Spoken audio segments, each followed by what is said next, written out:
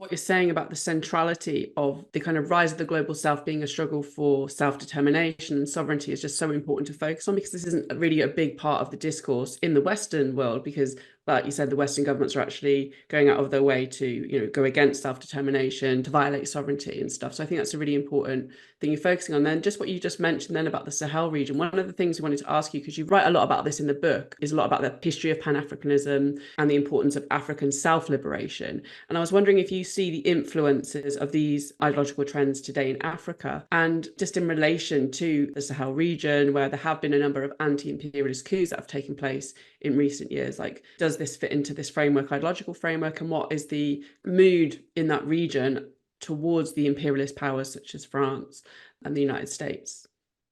Certainly France, they're on the way out, thankfully, about time. And I think the mood shift in recent years in particular has been really profound, actually, in terms of the way that France have been outed for the way that they've behaved. I mean, you can't have a situation where, I think it was Niger that provided all the uranium for France to be able to have cheap electricity and nuclear powered electricity. And yet, Niger was one of the poorest nations on the planet. And now, what we're seeing, once now France have been kicked out, the second fastest economy, fastest growing economy in the world is Niger.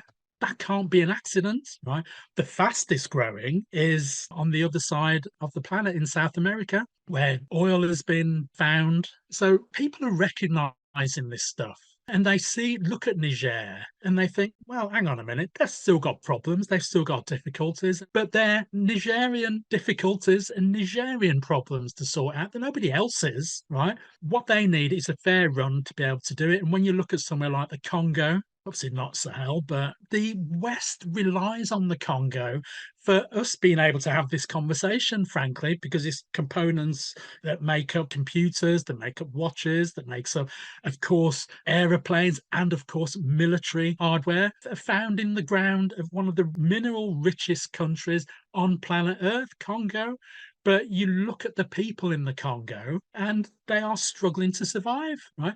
So they're not stupid and they can see what happens elsewhere. They look at Niger, they look at Burkina Faso, they look at Mali, and they see that people have removed these colonial rulers out of their way, and at least it gives them a chance to be able to do something, to make a difference.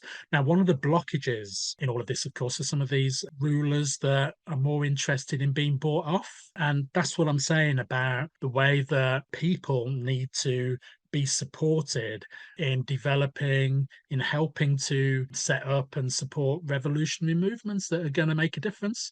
But I've no doubt that we've not seen the last of these changes taking place across Africa, but also I'd say across other parts of the global south as well.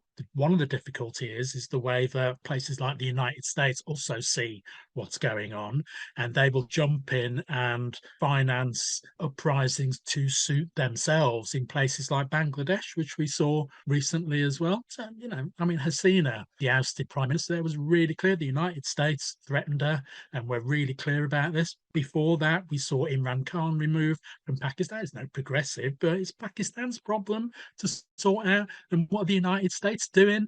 Interfering in Pakistan? Well, it's a strategic place for them, but it's none of their business, right? So I think we're seeing something really interesting happen. I think we're seeing the power of the United States wane. I wouldn't go much further than that to say that it's been defeated, but I think we've seen it wane. And I think I see it reported in some of the wires when I'm writing for the paper, the United States turns up at a conference, with really senior people and different bits of Africa or South Asia or something to a conference, and because they just see it as strategically important, not because that they really give a monkeys about the people there. They're quite happy with the cheap labor. But I think the Belt and Road Initiative of China has really helped people to see what can be done, because they see a country like China coming in and saying, what can we do to work together to help each other? Zero win-win kind of situation. Whereas the United States come in and they say, well, we're going to take the resources out of your ground, we're going to do this, we're going to do that, and you do it, or we're going to destroy you. And that is the difference. And people aren't stupid. people are saying right at the beginning of this, that people learn from what happens, and countries learn from what happens, individuals learn from what happens. Well, people can see this, and I think they've had enough.